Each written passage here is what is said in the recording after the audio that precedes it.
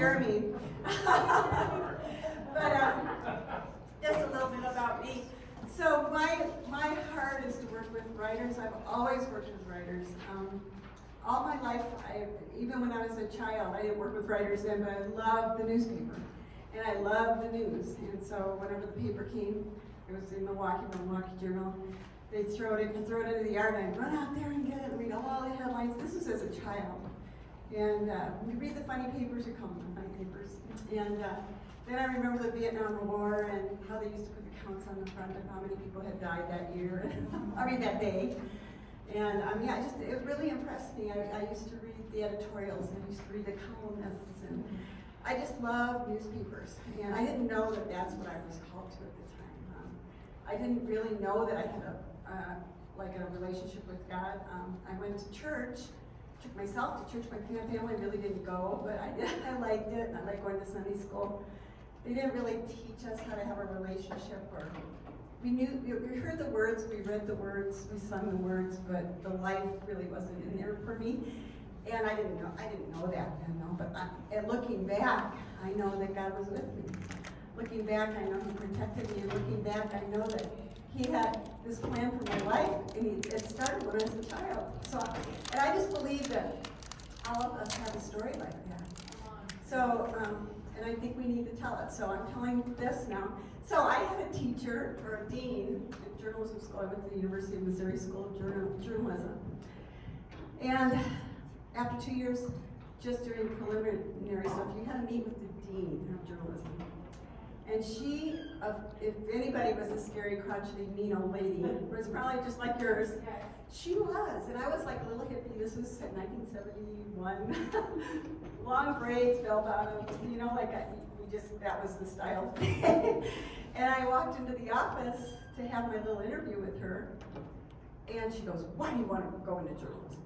And I said, I love creative writing classes, and I've always done well, and I've loved writing when I was in high school. I write poetry for my friends, and she just scowled at me and said, just the way I took it, she probably didn't say it like this, but you idiot, journalism has nothing to do with creative writing.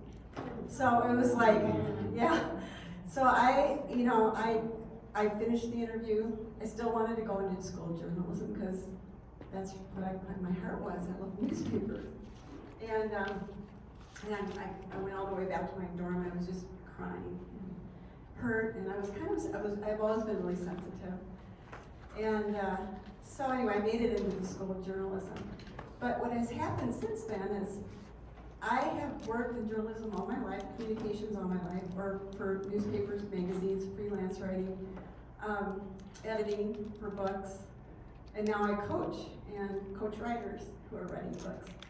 And I have loved every minute of it, and I did not let her lie to me get to me. And even in J school, I loved working in the newspaper and doing all the assignments. I did really well. But there's something that she said that was super wrong. She totally didn't get what writing was about, or even journalism. Because what she was basically saying is just the facts. That's all you have to print. That's all you have to say in your story. But there's so many creative ways to write a news story. And there's so many creative ways to write a feature story. And the blogs of today are basically feature stories or little editorials or little columns. And that's what I did in my years as working on newspapers and magazines. I would find a way to tell the story and make it really interesting to read. And it just took, most of my stories were very short, and worked for a weekly newspaper, Kremlin, Middle Park Times, guys from Kremlin. I was there many years as editor and worked and trained up reporters there and trained people to write. And there's a way that you can make stories interesting without having them be 10,000 words. You can make an interesting, same story in 500 words. And so Kevin was kind of talking about that before, short chapters. Let's give each other a break. So that's basically some of my coaching. But anyway, that's my background. In more recent years, I've been working as a coach with my own business and actually editing books for places like Destiny Image I worked for a while. I've also worked for a newspaper in Reading when we were going to school there. And I've been just working as a freelance editor for many years. More recently, because editing has become so hard for my eyes. It's just such detailed, close work. I really enjoy developmental editing, which is reading a book as a reader would read it and catching the things. This would be the first draft. After the writer has written the first draft and then edited their own first draft, I will take it and then I'll make it a better book. I'll make it a better read. I'll catch the things that need to be caught, or repetition, or changes in tenses. Things an editor would later catch, but it's better to catch it early and make your story flow better before it gets to the editor. So that's just kind of what I specialize in. But and then I also I coach writers. So here's the next story. And first of all, too, I want to talk about Psalm 45:1. This verse was given to me at a ladies' retreat when I had just come back from Bethel, PSSM. We lived in a town, we didn't know anybody. Little town here in western Colorado. Wondering how in the world, what I was going to do. Maybe I'd gone in the wrong direction with my writing because it had never been extremely financially successful. And yet, I still knew it was my love. But I just, for the second or third time in my life, I laid it down at the feet of Jesus during that retreat. And I just said, we went off on our own for a couple hours just to listen to what God was saying. And I heard Psalm 45:1, and I didn't know what that was. And it is my tongue is the pen of a skillful writer.